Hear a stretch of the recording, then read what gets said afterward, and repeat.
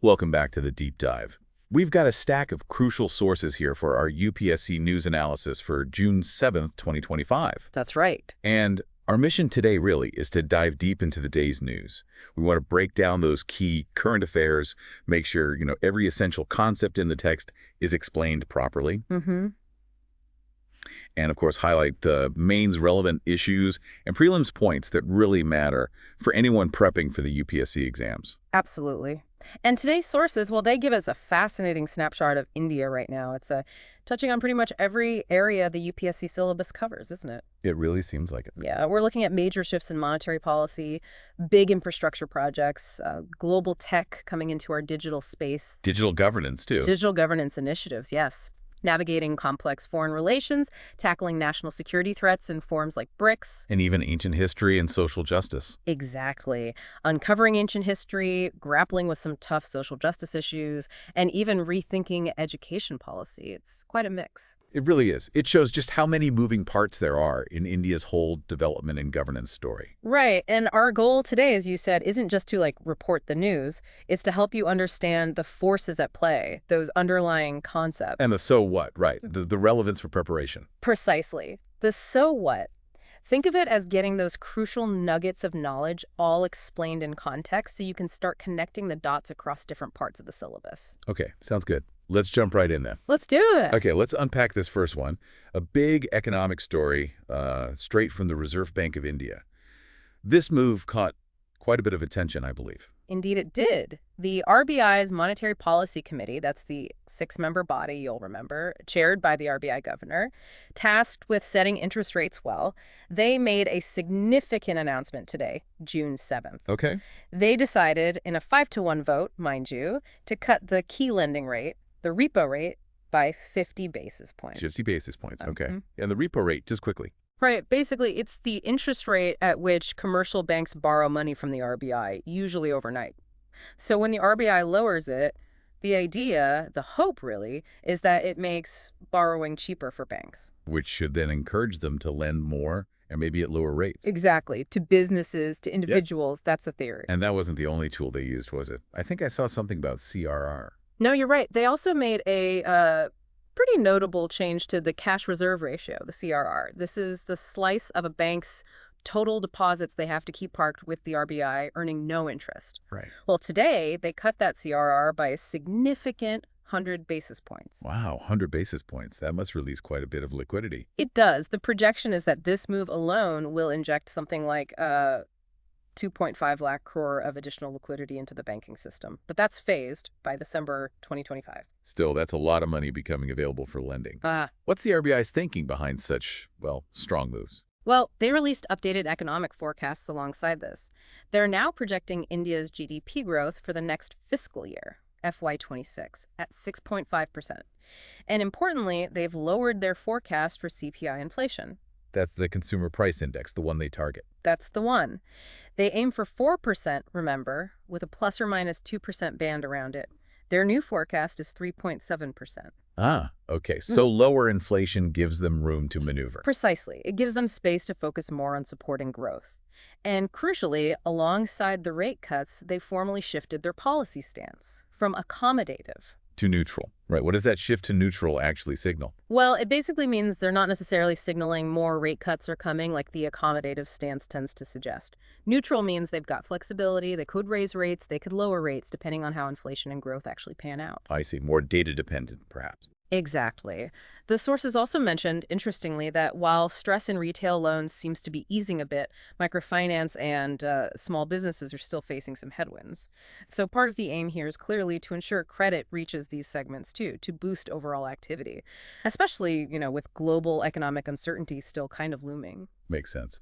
So how does this specific decision fit into the bigger picture, India's overall economic management framework?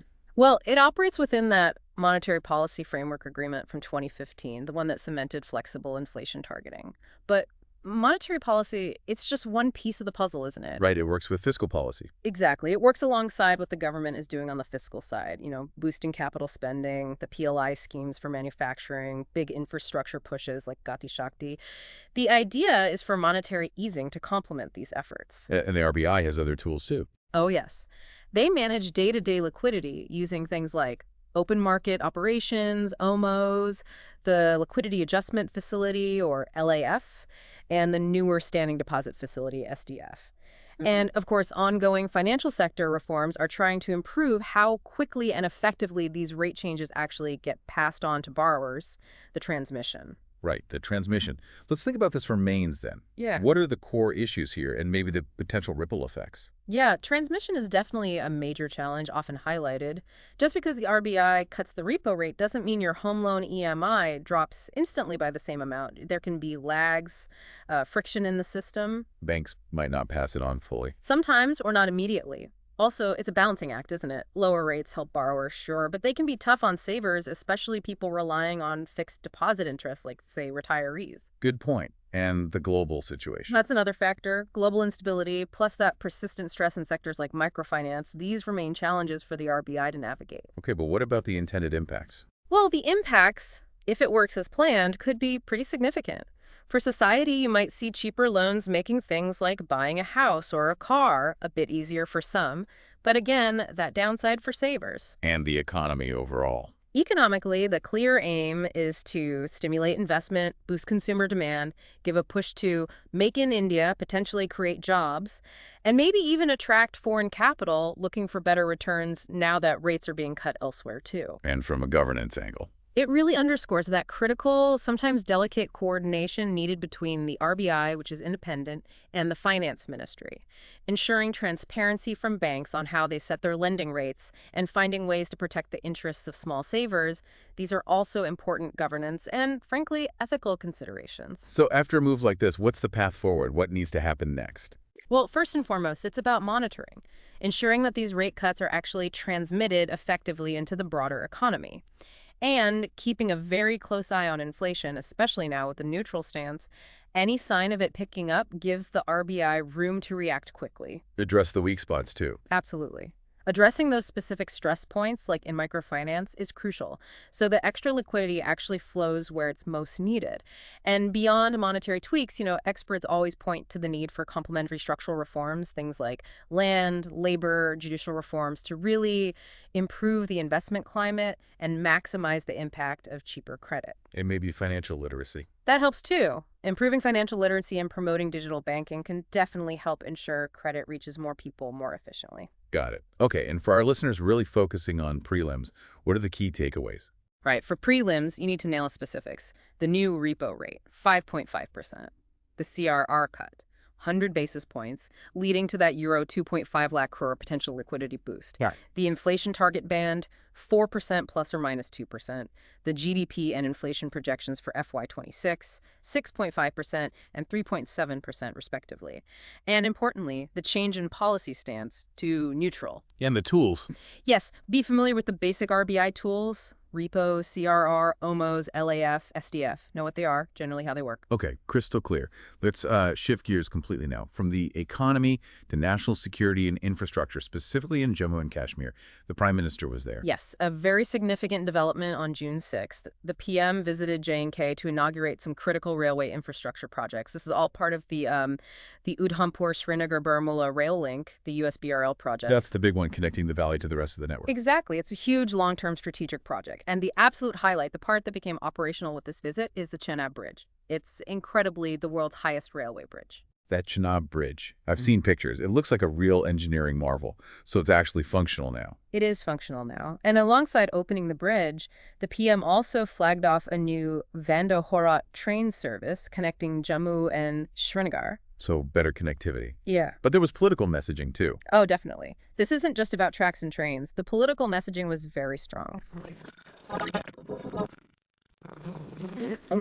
Pahalgam attack, the PM mentions something called Operation Sindoor. Operation Sindoor. Yeah, it seems to be the unofficial term they're using for the recent focused counterterrorism response. He stated it delivered a massive defeat to Pakistan and made claims about the era of terrorism in the region ending. So, very strong words. Right. How does this infrastructure push, this connectivity drive, fit into the government's broader strategy for J&K, especially since, the Article 370 changes? It's really a core part of that strategy development as a counter-narrative. This approach definitely intensified after the 2019 changes. The USBRL project itself, mind you, goes way back to 2002. All right, it's taken a long time. Immense challenges. Geographical engineering. The Chenab Bridge, for instance, was specifically designed to withstand the region's high winds, seismic activity. It really symbolizes overcoming those massive hurdles. And the security aspect. This goes hand in hand. Increased focus on security, using terms like Operation Sindoor, complements the development agenda. Central funding under things like the Prime Minister's Development Package, PMDP for J&K, has been crucial. And also the Make in India angle, with trains like the Vande Bharat being domestically manufactured. Thinking about mains again. Yeah. The challenges involved must be immense. Absolutely. Just the sheer difficulty of construction in that terrain, that sensitive environment, ensuring the long-term security of these vital assets, that's paramount. Then there's the ongoing debate, isn't there? Is physical connectivity enough? What about holistic development jobs? Social integration? And the political sensitivity. Still very complex, yes. Managing the political situation post-Article 370 remains a delicate balancing act. Okay, let's talk impacts. What are the potential benefits? Well, the potential impacts are considerable. For society, better rail links can drastically reduce the feeling of isolation for people in the valley. Easier travel, potentially better access to services like healthcare, education. And economically. Tourism. Tourism is seen as a major potential beneficiary, definitely. Plus, it provides crucial logistical support for trade, getting local produce like apples out to market more easily. And politically. Politically, it's a powerful symbol of national unity, of territorial integration, using development as a form of, well, soft power, you could say. And on the governance side, ensuring local communities benefit through jobs, fair compensation for any land acquired that's vital for building trust. So what's the necessary way forward now? Well, obviously, finishing the remaining bits of the USBRL project is key. Continuously strengthening the security grid around this infrastructure is absolutely non-negotiable. Beyond security, focusing on truly inclusive development. Creating jobs, skilling opportunities for the local youth, that's essential to build buy-in. Maybe, down the line, leveraging this connectivity for formal, legal cross-border trade, though that's a very sensitive area, obviously. And the narrative. Maintaining that balance, I think, between the security imperative and promoting development, avoiding purely militaristic narratives, and really actively engaging with local communities to build trust and a sense of ownership. That's critical. Okay. And for prelims candidates, quick hits. Key details. Chenab Bridge, world's highest rail bridge, part of the USBRL project. New Vande Bharat route. Jammu Srinagar. The term Operation Sindoor and its context. PMDP for J&K. And maybe the engineering challenges the bridge overcame. Wind, seismic. Got it. Okay, from connecting physically on land, let's talk about connecting digitally, but this time from space. Starlink is coming to India. That's right. A big development on the tech front. Starlink, which is, SpaceX's satellite internet service, has just got its license from the Department of Telecommunications, the DOT. This was on June 6th. And Starlink uses those LEO satellites, right? Low Earth orbit. Exactly. That's the key difference. These LEO satellites orbit much, much closer to Earth than the traditional geostationary ones. The big advantage. Significantly lower latency. Latency, meaning less delay, faster response times. Precisely. A much faster, more responsive internet connection, which is crucial for things like video calls, online gaming, real-time applications. And this low latency is particularly useful for reaching those hard-to-connect areas, isn't it? That's the big promise here. It's seen as a vital tool for bridging India's digital divide. Think remote villages, border areas, hilly terrain, disaster-prone zones, places where laying optical fiber is just incredibly difficult or prohibitively expensive. Are they the first? No, Starlink is actually the third company to get this kind of license for satellite internet services in India. Eutelsat OneWeb and Geosatellite Communications are already in the fray. Starlink is planning a phased rollout, aiming to start before the end of this year. How does this fit into India's broader digital ambitions, like Digital India? It fits very well. It's a direct boost to the Digital India program, especially that goal of universal broadband access. While projects like BharatNet focus on fiber to the Gram Panchayats, satellite internet is really a complementary technology. It can reach that last mile in really challenging geographies. And the policy framework supports this. Yes. The government revised its SATCOM policy back in 2022, specifically to create a framework for private players like Starlink to come in. And the draft new telecom bill, the 2024 version, also looks at streamlining licensing and spectrum allocation for SATCOM. It reflects that push for ease of doing business in this sector. But there's still regulation. Oh, absolutely. Companies like Starlink still have to comply fully with India's regulations on national security, data localization, and various other regulatory approvals. That's non-negotiable. Okay, thinking mains again. What are the potential issues or challenges here? Well, one big issue that's still being debated is how spectrum for satellite communication will be allocated. Will it be auctioned like telecom spectrum or allocated administratively? That's a key question. Other challenges. Harmonizing regulations between the telecom guys, DOT, and the space guys, ISRO, in space, can be complex. Cybersecurity for these satellite networks is a huge concern. Data privacy, naturally. Yeah. And we also need to think about the impact on existing terrestrial internet providers ensuring fair competition. Right, but the potential upsides seem huge. They really are, potentially transformative. For society, bringing reliable internet to remote areas means digital empowerment, access to online education, telemedicine, government e-services. And the economy in those areas. It could unlock massive opportunities, e-commerce, fintech, enabling startups even in previously disconnected regions. Politically, it supports digital inclusion goals, bolsters connectivity in strategic border areas, and can help initiatives like the Aspirational Districts program. Any governance or ethical points? Definitely. Ensuring these services are actually affordable is crucial. Otherwise, you risk creating a new kind of digital divide. And then there are the environmental concerns, particularly around space debris from these massive LEO satellite constellations. That needs careful management. So what's the way forward for this whole satellite internet sector in India? Finalizing a clear, comprehensive policy that smoothly integrates space and telecom regulations seems essential.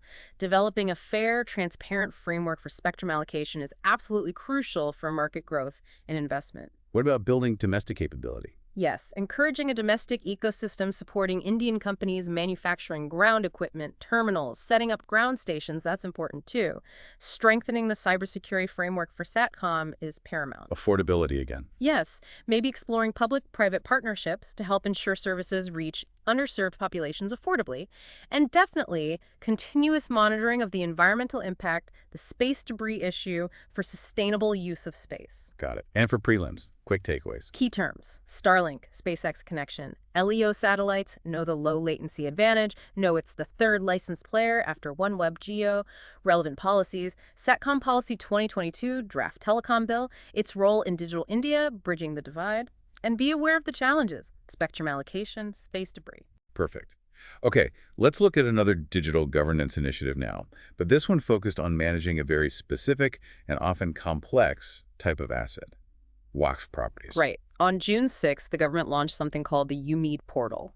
Now, to understand this, we need a quick refresher on Waqf. Okay. Under Islamic law, a waqf is essentially a permanent dedication of property, could be land, buildings for purposes considered religious, pious, or charitable.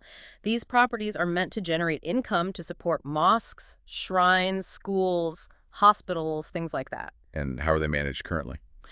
They're managed by state waqf boards, which are overseen at the national level by the Central Waqf Council. But historically, managing these properties, which are often very valuable and numerous, has been, frankly, quite challenging. Issues like illegal encroachment, disputes, mismanagement, often stemming from poor record-keeping, have been persistent problems. So UMED is aiming to bring digital tools to fix these long-standing issues. That's exactly the idea. UMED, it stands for something like Unified Monitoring and E-Governance for Empowerment and Development, I believe is basically planned as a national digital inventory, a real-time monitoring system for all WAF properties across the country. What kind of features does it have? It includes things like geotagging the properties so you know exactly where they are, assigning unique QR codes for easy identification, enabling online tracking of the revenue generated from these assets. And it's designed to integrate with existing state land records, which should make verification much easier. And the goal? The stated aim is multifold: bring transparency, prevent encroachment, ensure better management, generate more income for the intended charitable purposes, and maybe even foster community participation in overseeing these assets. It's initially slated to cover around 7.2 lakh Waqf properties. How does this fit into the existing legal and administrative setup? Is there a law governing Waqf? Yes, the main legal framework is the Waqf Act of 1995. That's what establishes the state boards and the Central WAF Council, which operates under the Ministry of Minority Affairs. Have there been efforts to computerize before? There have been. The government had schemes like the Kwame Wach Board Tarakwadi scheme, QWBTS, which provided funds specifically for computerization and mapping of WAF properties. So UMEAD is essentially building on those past efforts, but leveraging the broader Digital India push and the current government's focus on transparency, including in minority welfare administration. And, courts have also, from time to time, highlighted issues with WAF property management and urged better oversight. Okay, looking at Maine's relevance, the core issues seem pretty deep-rooted. They are. The history of large-scale encroachment, illegal sales, or transfers, it's significant. The often poor quality of the existing manual records makes resolving disputes incredibly hard.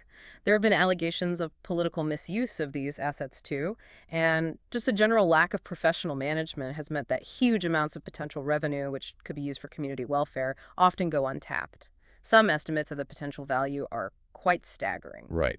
But the potential impacts of getting this right could also be substantial. Absolutely. For society, better management means the income from WACF properties can actually be used for its intended purpose, supporting education, healthcare, skill development within the community. It could also enable greater public scrutiny and accountability. Economically, unlocking the real value of these assets, some sources cite figures like 1.5 lakh crore annually, though that's debated through proper professional leasing or development could generate significant sustainable revenue streams. And politically? Politically, it's presented as a step towards better governance and transparency in a sensitive area related to minority welfare. On the governance side itself, implementing this effectively requires a careful balance, avoiding excessive central control over the state WACF boards, ensuring data privacy while enabling public access to relevant information. What's the necessary pathway forward for UMEAD in improving WACF management overall? Well, the immediate goal is completing the digitization process, getting all 7.2 lakh properties, and maybe more, onto the UMEAD portal accurately. Then perhaps bringing in professional agencies, maybe through transparent PPP models with strong safeguards, to manage the commercially viable WAC assets could really unlock their economic potential. What about encroachments? There's a need for robust legal mechanisms, maybe even special tribunals or fast-tracking in existing courts, to resolve disputes and recover encroached properties effectively. Capacity building for the state WAF boards is absolutely critical, improving their staffing, training them properly on using the new digital tools, ensuring they have the necessary IT infrastructure. And keeping the portal useful. Exactly. Ensuring the portal is regularly updated, user-friendly, and responsive to feedback is key for its long-term success and credibility. Got it. For prelims. Key things. Portal name, UMEAD. Launch date, June 6, 2025.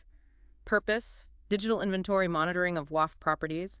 The relevant law, WAF Act 1995, supervising body, Central WAF Council under Ministry of Minority Affairs, initial property coverage, 7.2 lakh, key features, geotagging, QR codes, revenue tracking, and the core challenges it aims to address, encroachment, poor records, mismanagement. Okay, great. Now, let's turn our focus outwards to India's foreign policy engagements. Yeah. Specifically looking northwest towards Central Asia. Yes, the India-Central Asia dialogue. This is a really key platform for India's engagement with the 5 Central Asian republics, Kazakhstan, Kyrgyzstan, Tajikistan, Turkmenistan, and Uzbekistan.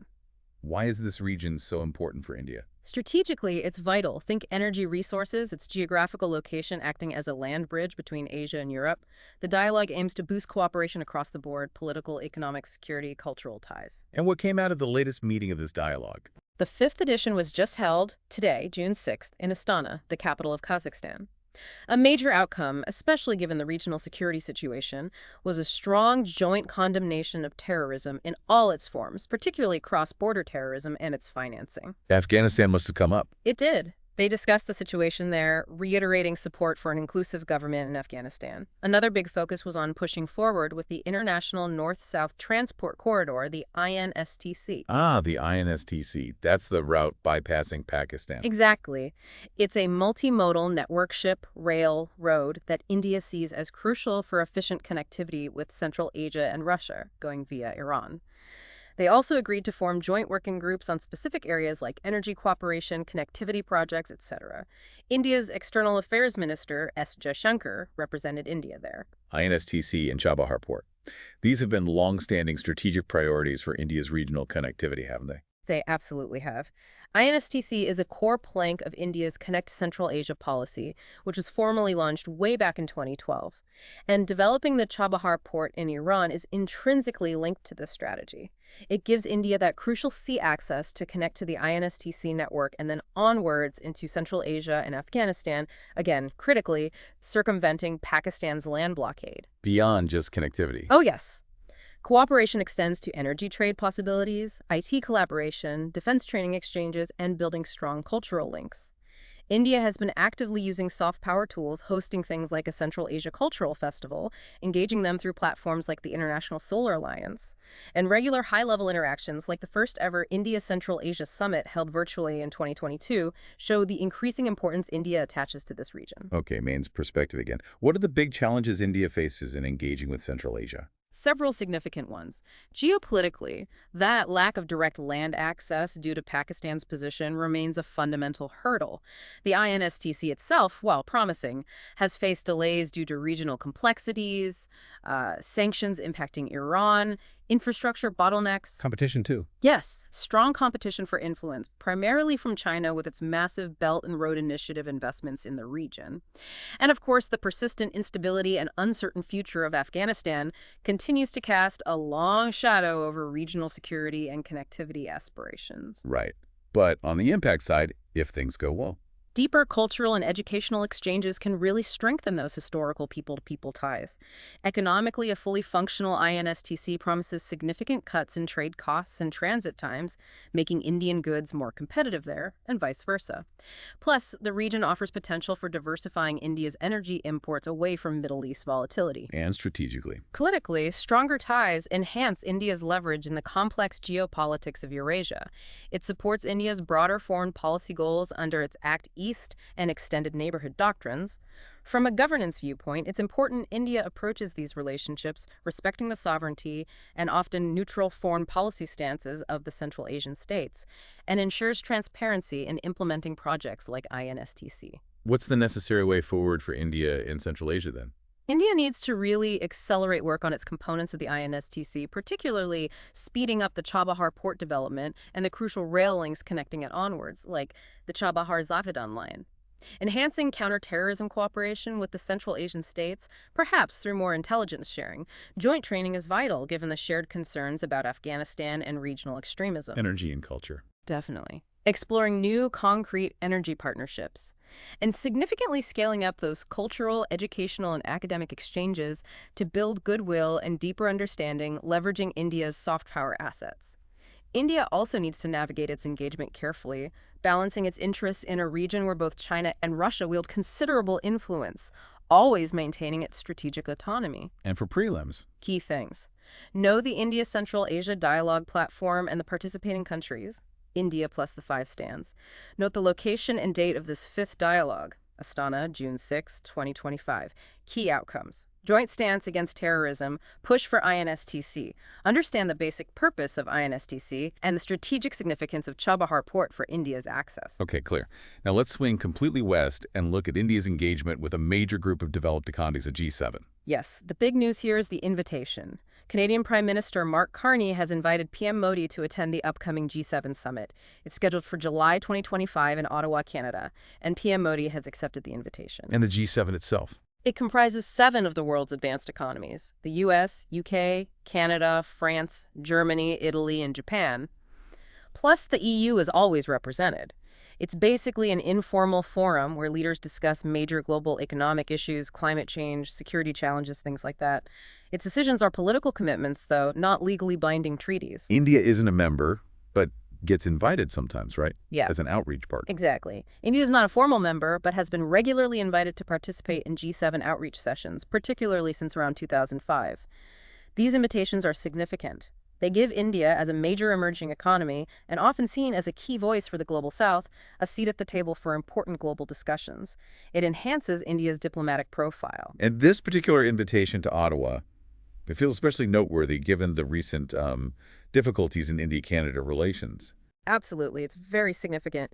This will be PM Modi's first visit to Canada since bilateral relations hit a real low point over those Khalistan-related issues and allegations. So him accepting this invitation clearly signals a deliberate diplomatic thaw, an attempt at a reset in the relationship between New Delhi and Ottawa. What's PM Modi expected to focus on at the summit? Based on the sources, his expected focus areas include contributing to discussions on global economic recovery post-pandemic, pressing for concrete progress on climate finance commitments from the developed G7 nations, engaging on frameworks for responsible artificial intelligence governance, and continuing India's advocacy for reforms in multilateral institutions like the UN Security Council and the Bretton Woods bodies. How does India generally use platforms like the G7? What's the strategy? India typically uses these forums to articulate its positions on critical global issues. For instance, advocating for climate action based on equity and common but differentiated responsibilities, or showcasing India's successes like its digital public infrastructure (DPI) model, presenting it as a potential solution for development challenges globally.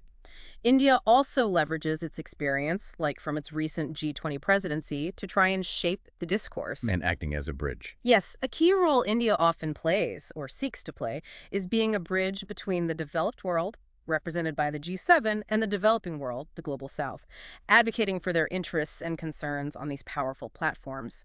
And the recent efforts to mend fences with Canada restarting dialogues, identifying new areas for cooperation like trade, education, green tech, provide a more positive backdrop for this specific visit.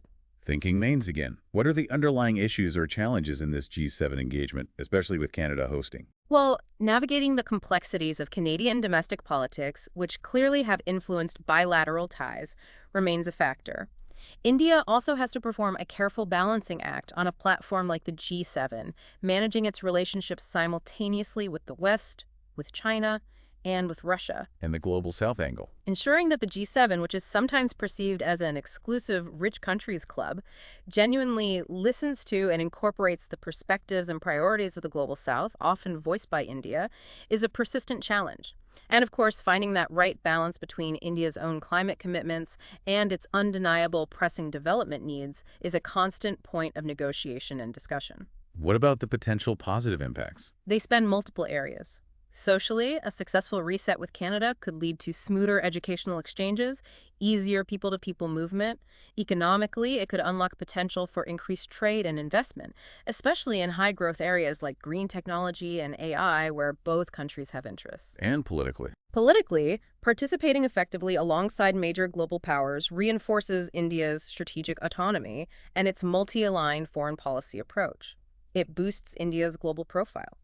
From a governance perspective, India's role as a voice for the Global South needs to be seen as authentically reflecting genuine developmental concerns and pushing for transparency, for example, in how climate finance commitments from developed nations are tracked and delivered is vital. So what's the path forward here for India at the G7? India should look to strategically use the G7 platform to push for progress on issues important to it and the Global South, things like climate justice, equitable access to critical technologies, contributing to shaping global norms for responsible AI regulation. It's also a key venue to build momentum for the reform of global multilateral institutions. And the Canada relationship. Bilaterally, leveraging this summit visit to genuinely deepen the reset with Canada across economic, academic, and technological sectors seems crucial.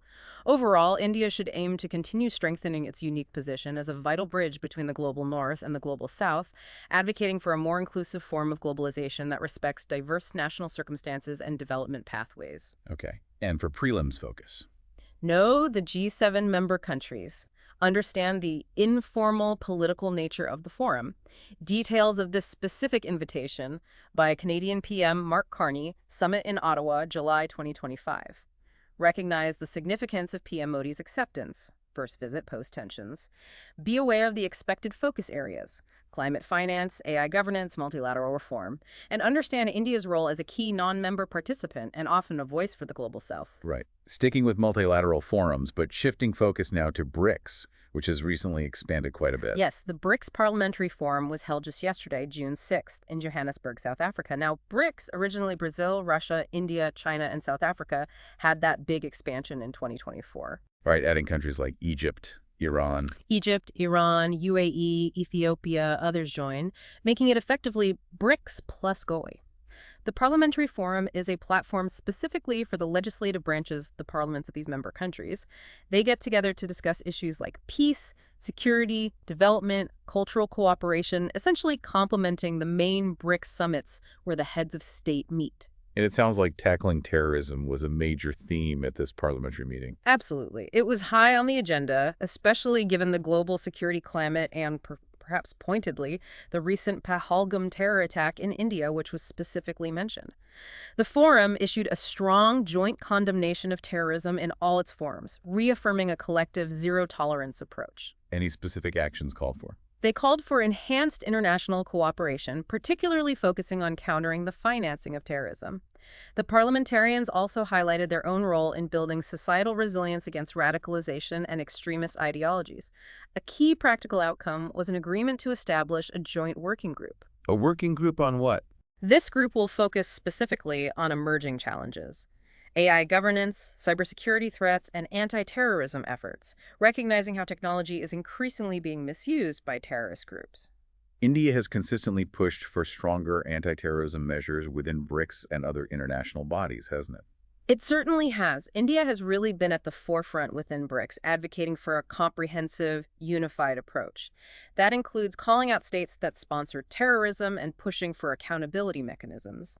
India's long-standing proposal for a comprehensive convention on international terrorism, CCIT, at the UN is part of this effort. And domestically. Domestically, India has strengthened its own legal framework with laws like the UAPA Unlawful Activities Prevention Act, and boosted the capacity of agencies like the NIA, National Investigation Agency, to tackle cross-border terrorism. Within BRICS itself, there are existing cooperation frameworks like the BRICS Counterterrorism Strategy 2020, a dedicated working group, and some joint training programs have happened. Okay, thinking about memes relevance again. Despite the strong statements, are there challenges within BRICS on counterterrorism? Yes, a key challenge historically has been achieving complete consensus, particularly among the original members, on issues like naming and shaming specific state sponsors of terrorism. Divergent national interests or strategic considerations sometimes come into play. We've seen instances in the past, for example, of certain terrorist listings being blocked at the UN Security Council by some members. Yeah, and the technology angle. That's a growing challenge, too. Tackling terrorists' sophisticated use of technology, encrypted communication apps, dark web activities, using cryptocurrency for financing is incredibly difficult. And, as always in counterterrorism, there's that constant, delicate balancing act between implementing effective security measures and safeguarding essential civil liberties and data privacy. What about the impacts of forums like this? What do they achieve? Well, socially, platforms like the Parliamentary Forum help raise legislative awareness across member states about counter-terror laws and best practices. They can promote strategies for building public and community resilience against radicalization. Economically, successfully disrupting terror financing helps protect the integrity of financial systems, and indirectly can boost investor confidence by contributing to a more stable security environment. And politically?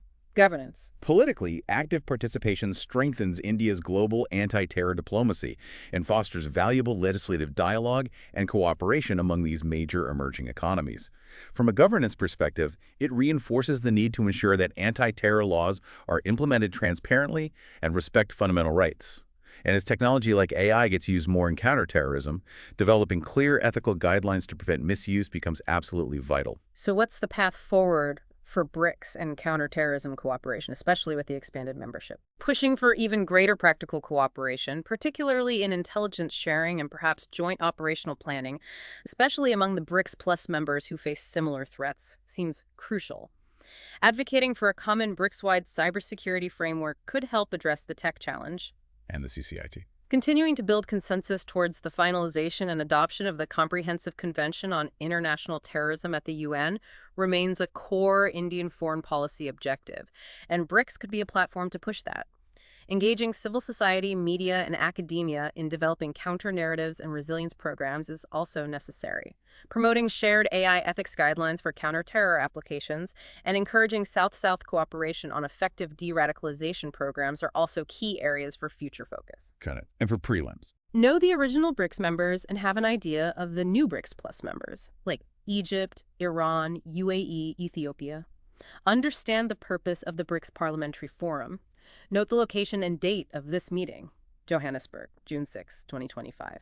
Key outcomes: the specific condemnation of the Pahalgam attack, agreement on the Joint Working Group, AI, cybersecurity, anti-terrorism, and definitely remember India's long-standing push for the UNCCIT. Okay, let's completely change tack now.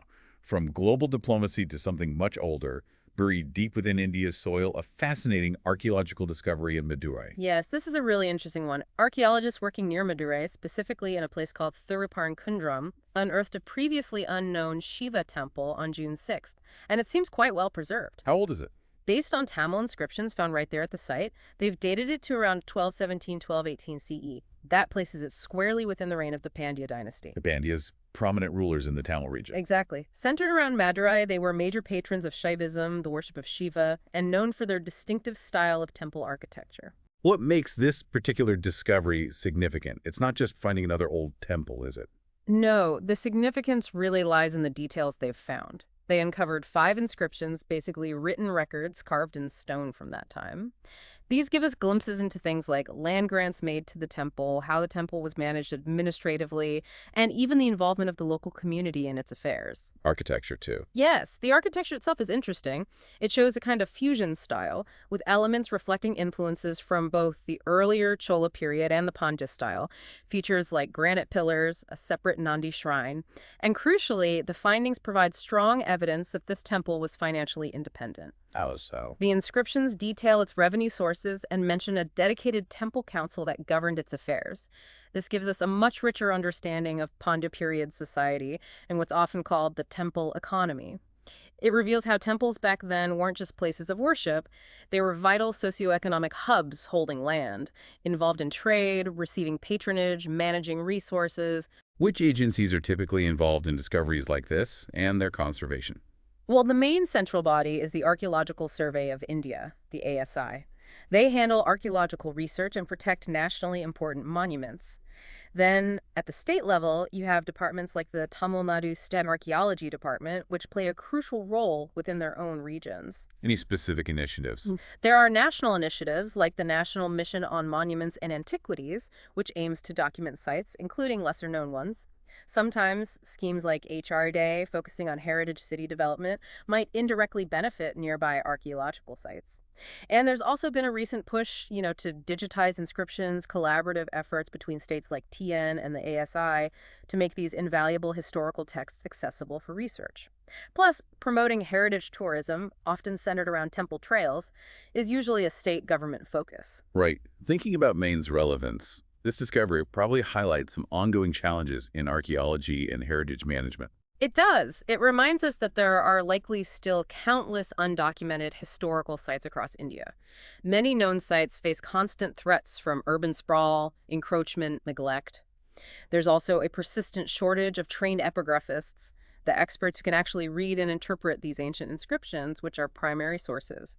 And conservation efforts often, perhaps understandably, focus on the big, famous sites, sometimes leaving smaller but equally significant discoveries like this one relatively under-resourced. But the positive impacts of such finds are clear. Oh, absolutely. Socially, discovering and preserving local heritage like this enhances cultural identity and community pride.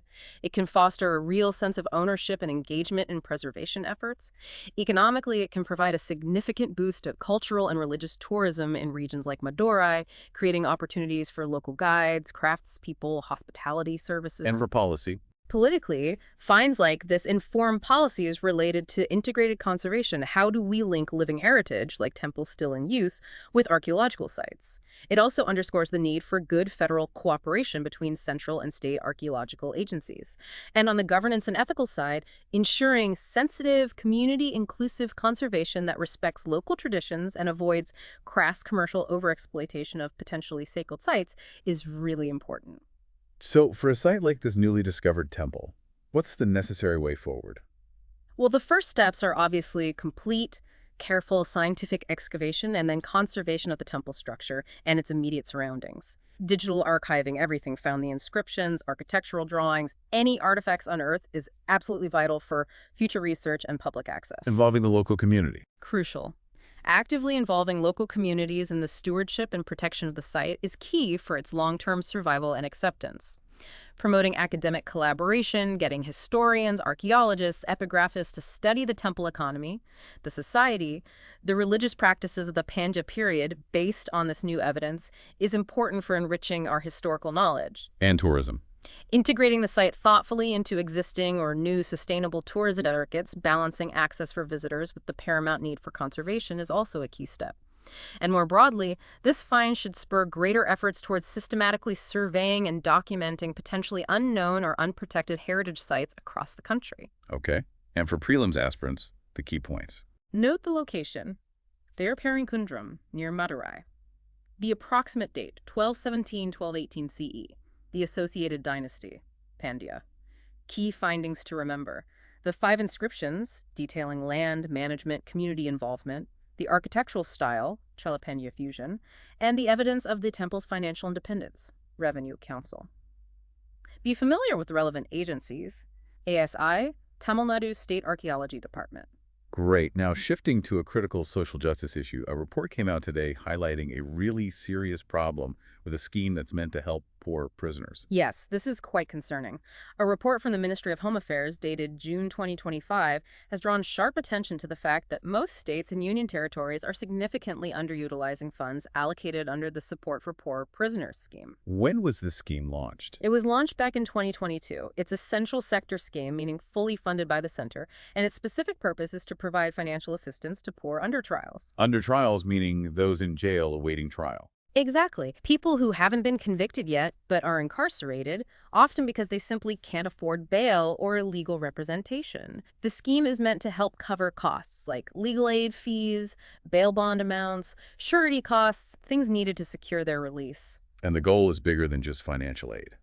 Yes, the stated goals are explicitly to help reduce prison overcrowding, which is a massive problem in India, and importantly, to uphold the fundamental right to legal aid, which is seen as part of the right to life and liberty under Article 21 of the Constitution. And under trials make up a huge percentage of India's prison population, don't they? Alarmingly high. Recent data suggests something like 77%, more than 3/4 of all inmates in Indian jails are under trials.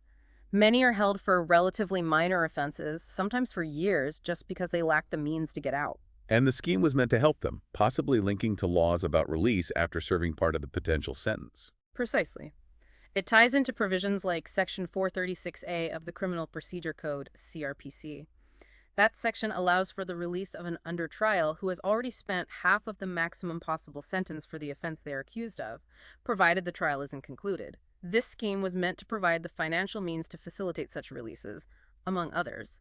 But the report shows the money allocated for this just isn't being spent. That's the crux of the problem. Since the scheme kicked off in 2023, apparently 100 crore has been allocated by the center. But this MHA report indicates that only about 21 crore has actually been utilized by the states and UTs combined. Only 21 crore out of 100 crore. That's very low. Extremely low. The report specifically mentions states like Uttar Pradesh, Rajasthan, and Bihar as being among those lagging significantly behind in using these funds. Why? What are the reasons identified for this poor utilization? The report points to a few key factors. One is simply a lack of awareness about the scheme, even among prison officials themselves. Another is poor coordination between the prison authorities and the district legal services authorities, the DLSAs, which are mandated to provide free legal aid. And then there are the usual bureaucratic hurdles and procedural delays in accessing and releasing the funds. And the tragic result. The tragic result is that eligible poor under trials, people who could potentially be released under law using the funds provided by this scheme, remain stuck in jail simply because the system isn't working to get that support to them. Are there other related initiatives that are supposed to address the under trial problem? Yes, the scheme is one part of a broader, though perhaps fragmented, effort. There have been pushes for setting up fast-track courts, particularly for petty offenses which contribute heavily to the under-trial numbers. The ePrisons portal is meant to improve tracking of inmates, including their time served, which could help identify those eligible under 436A. And legal aid bodies. The National Legal Services Authority, NLSA, and the State District Legal Services Authorities, SLS's DEL-SAs, conduct campaigns to raise awareness about legal aid rights. Besides Section 436A, Section 436 of the CRPC deals with the right to bail in bailable offenses. And the Supreme Court has also intervened over the years, directing states to set up under-trial review committees, URCs, at the district level. What are the URCs supposed to do? These URCs, typically comprising the district magistrate, district judge, SP, and DLSA secretary, are supposed to meet periodically, ideally quarterly, to review the cases of undertrials in their district and recommend the release of those eligible under various legal provisions, including 436A or for bail. But clearly, the system isn't functioning effectively everywhere if this scheme's funds aren't being used. This issue seems to have profound Maine's relevance, touching on several core themes. Absolutely. It directly feeds into the critical problem of severe prison overcrowding. Many Indian jails operate at well over 130% capacity, largely due to undertrials. It starkly highlights the issue of disproportionate punishment faced by the poor, who effectively get jailed for their poverty, unable to afford bail for minor charges. And the profile of undertrials. Data consistently shows that undertrials disproportionately come from socioeconomically marginalized communities, SCs, STs, religious minorities, and the poor are vastly overrepresented in prison populations compared to their share in the general population. It points to systemic failures in prison administration, a lack of legal awareness among staff and inmates, and fundamentally it raises serious human rights concerns. Keeping someone incarcerated unnecessarily, especially when legal provisions and financial aid exist for their release, is arguably a violation of their fundamental right to liberty under Article 21. The impacts must be devastating, not just for the individual. Absolutely. For society, prolonged unnecessary incarceration leads to social stigma, loss of livelihood for the undertrials, and immense hardship for their families, particularly impacting women and children left behind without the primary earner. Economically, it's a huge drain on public resources, taxpayers' money spent on housing individuals who could potentially be out, contributing productively. It's a loss of manpower. And for the justice system. Politically, it raises serious questions about the efficiency, fairness, and accessibility of the entire criminal justice system. It really erodes public faith in the rule of law and the promise of equal access to justice. From a governance perspective, this specific failure to utilize allocated funds points towards state apathy, bureaucratic inefficiency, and a clear need for greater accountability in implementing welfare schemes, especially those designed to protect fundamental rights within the justice system. So what's the way forward? How can we ensure this scheme actually helps the people it's intended for? Well, first, making those under-trial review committee meetings not just mandatory but truly effective seems crucial. They need to meet regularly, perhaps even monthly, as some suggest, and proactively identify eligible prisoners for release under the strictly and relevant laws. Role of legal aid authorities. Active, sustained involvement of the DLSAs inside the prisons is vital.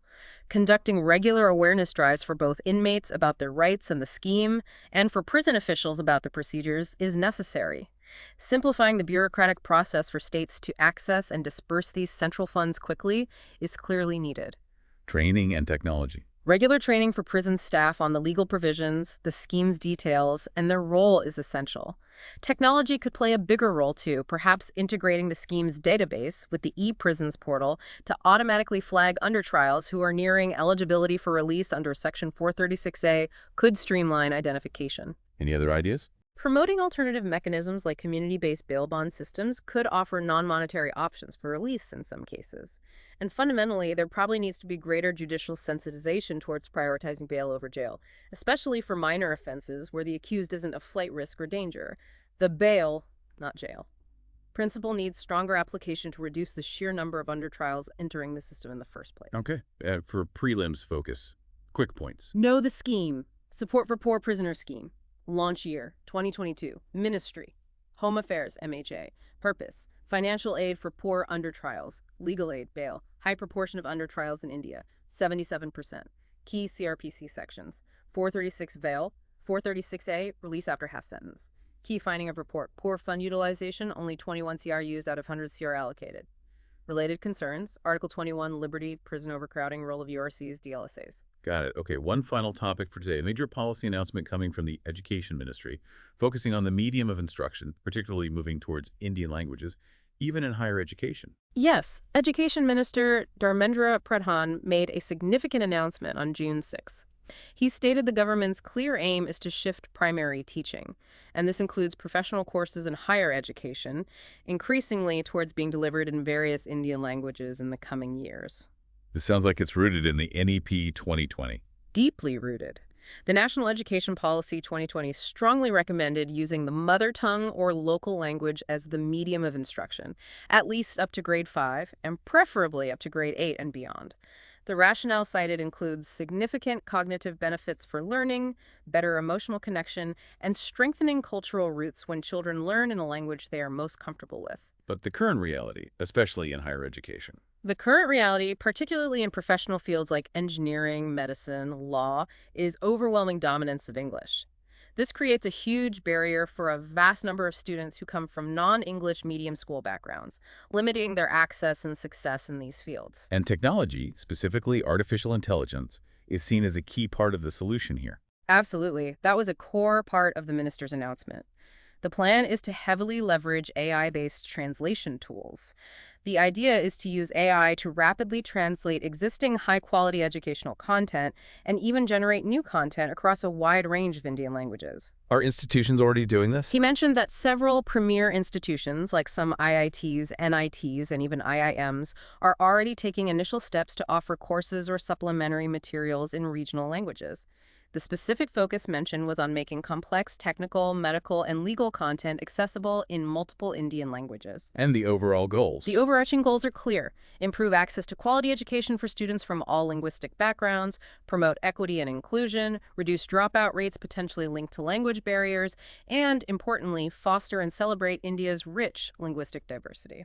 How is the government actually working towards implementing this ambitious vision? What are the initiatives? Well, the NEP 2020 provides the fundamental policy driver.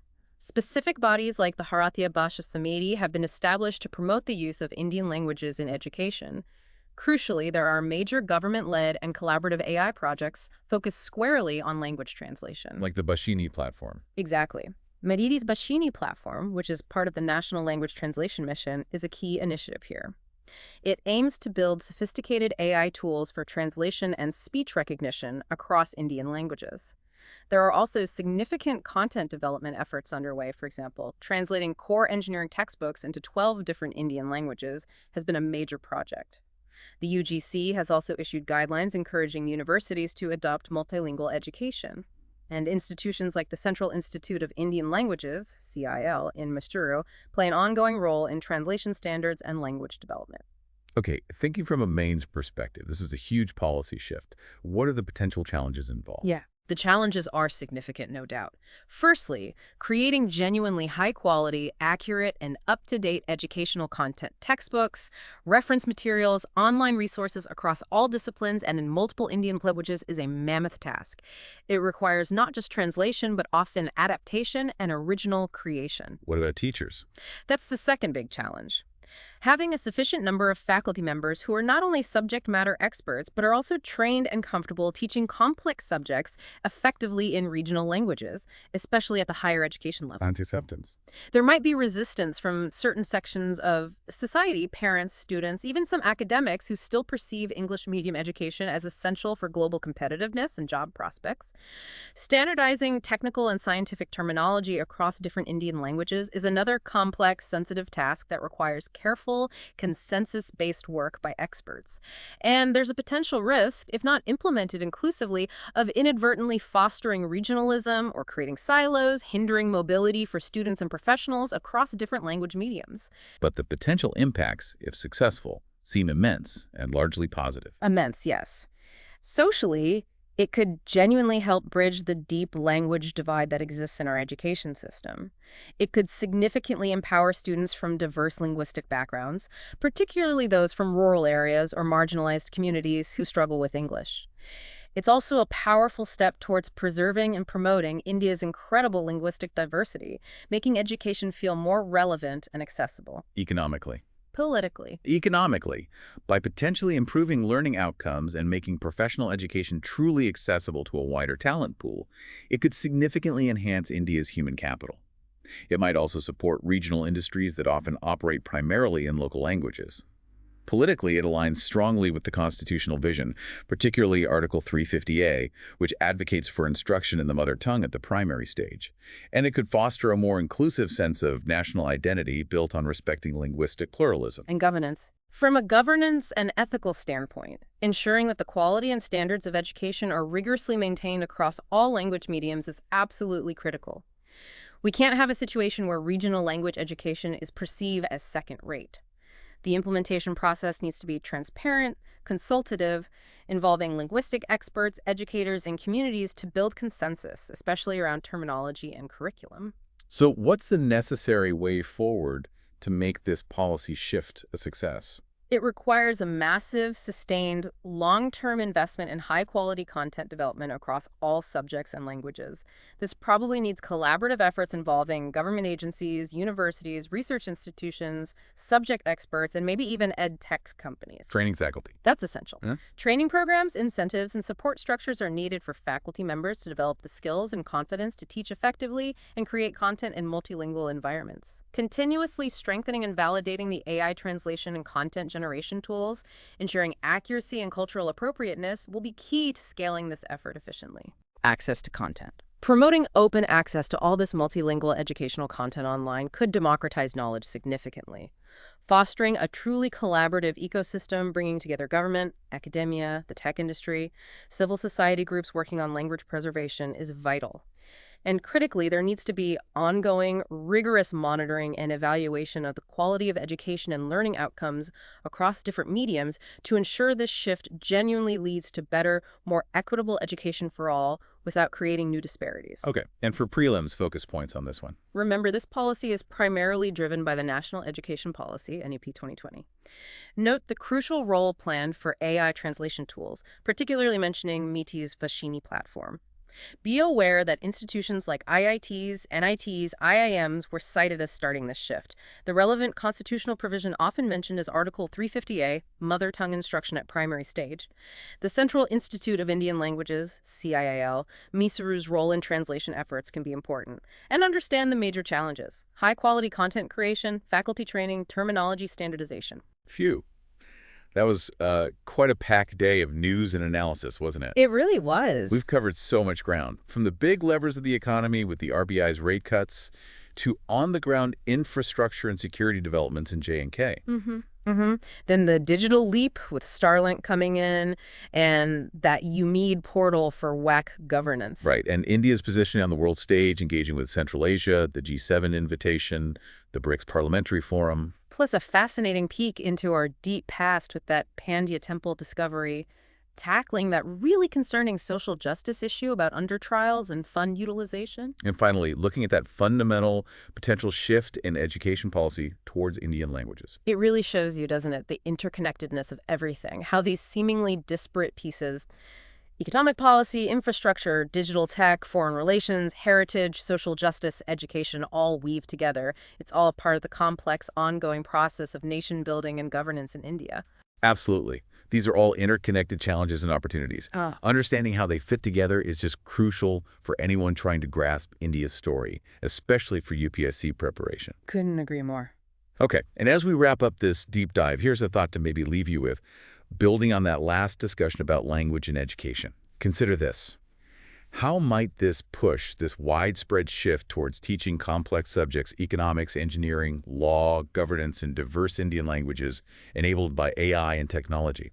How might that subtly, yet maybe profoundly, change how ordinary citizens, students, even policymakers in different parts of the country conceptualize and discuss major national issues in the future? Interesting question. Think about something like the RBI's monetary policy actions we discussed first, or the significance and challenges of a huge infrastructure project like the Chinook Bridge, or even the nuances of foreign policy debates.